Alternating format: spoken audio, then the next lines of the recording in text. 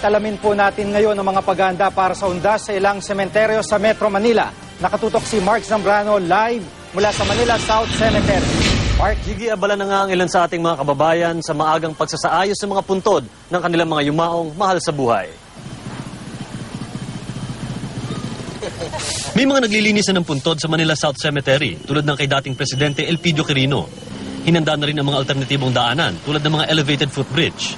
Lahat ng lagusan magkakaroon ng checkpoint para masigurong di maipasok ang mga bawal gaya ng patalim, inumin at drugs. Para po hindi masyadong siksikan pagka naggawa ng medyo malapit ng undas, gano'n. Kaya po inagahan na lang namin. Sa Manila North Cemetery, may mga maaga na ring dumalaw kaysa makipagsiksikan pa sa susunod na linggo. Sa labas ng sementeryo, nakahilera na ang mga tindahan ng kandila at bulaklak. Pakiusap ng pamunuan sa mga bibisitang may dalang bata, lagyan ng name tag at contact numbers. Sa San Juan Cemetery, inabutan ng GMA News ang ilang maagang nagpintura at naglatag ng bagong semento sa mga puntod.